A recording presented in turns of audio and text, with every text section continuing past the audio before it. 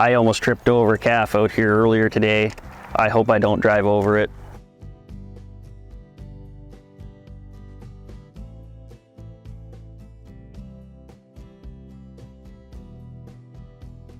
Calves will wander under the fence, and it's a little annoying, but you go to move that cow, you're looking at the cow, she knows there's a calf there. Oh, okay. So I just kind of read that. I'll look around. I almost tripped over a calf out here earlier today. I hope I don't drive over it. The goal is not to drive over them. I know that. But it is possible, you know, you gotta watch. But like I said, as they're born, I'm pulling them out of this group. We tag calves and then we send them into the big group. We will mother them up in a pen for a day or two if we need be, but the older cows, not a lot of issue. Later in the season like this, not a lot of issue. When you start calving? End of April, we start calving. Well, it looks like your other group is coming, eh? Oh, they hear me. That voice. So it'll be a cow and a calf back there? Yes, I think there's 3 pair in here right now.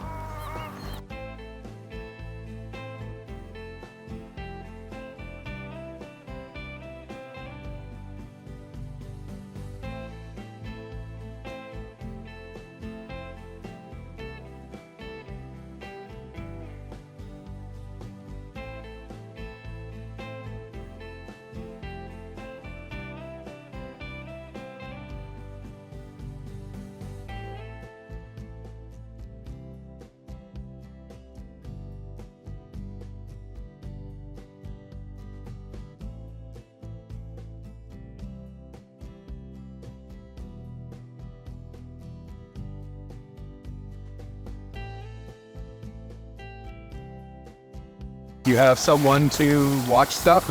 Nope. The in-laws will stop by if we're gone for more than a day or so, but they're just looking for train wrecks. Add food, water. No. You can make a bigger paddock if you're going away for 2 days. The cows work for us. We don't, we work for the cows, but you know what I mean? Like, the system can suit your lifestyle. If you only want to move like 5 to 7 days, that's kind of the sweet spot. In the sense of the grass's growth, if you're focusing on that, because we're not beef farmers, we're grass farmers. And it'd be nice if we had unlimited land, but we've got to maximize the production of what we've got to number of cows we can put on here. I don't know that we've doubled our carrying capacity, but it's made a huge difference going to this system compared to just free ranging this 32 acres. Kind of 1 cow per acre is pretty, like, that's top shelf if you're doing that. Are we close to that?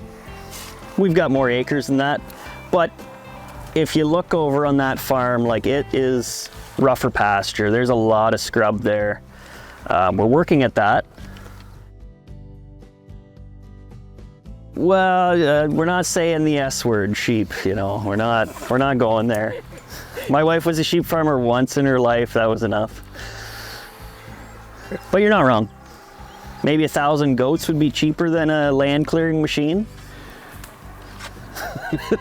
I've thought about it. So 300 sheep would be as painful. This was originally a sheep farm. So I did kind of inherit the runway idea. I didn't start from scratch on that. And he had these pastures split across diagonal. So I could have gone that route. But I do find with that system or a star pattern, you get more traffic at that congested area.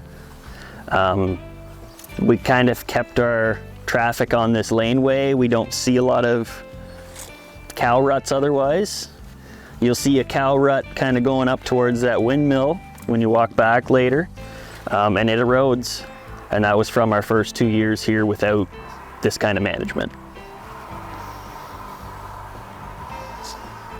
You mean how many years? Yeah, like 3 years to Yeah, 5. 4 years. You kind of start when you're You get the stuff, like I've owned these posts 14 years pretty well, and the reels, but you kind of start and sometimes you can lose momentum during the year, or you're making hay and you don't care about cows at that point. Yep. I fall into that trap sometimes, but you always kick yourself after, I find. So it takes some commitment to keep moving cows, but it's a crop, it's a combine. Too soon and then the grass gets away on us. What was the date this year? May 24th? Maybe a little earlier, a week earlier. We did abuse this first paddock a little bit.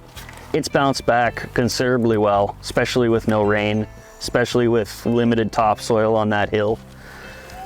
We did rotate through there, but it got chewed a little more than it should have. But then you get this time of season and grass is ahead of you. So always too soon, never too late. I don't know. I'd like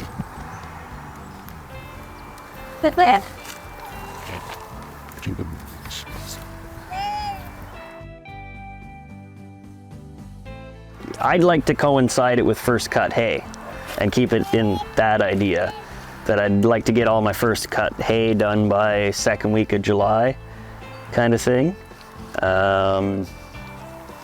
Is it achievable? Yes. Do I achieve it? Not always. I kind of get to the far end of this farm and I'm into 5-day moves when I go back to work, so there's work to be done. But this is by far my most intensive management here. There's several fields back there. Oh, is there? Yep. So you're rotating back there. So we're rotating back there with a little more hard wire rather than the soft wire. We're rotating those. Hard wire meaning? It's hard to put poly wire through that brush. Oh, yeah. Yeah. So we've got bigger fields, maybe a 5-acre field, a couple of those in a row. And we're going for 7 days, usually.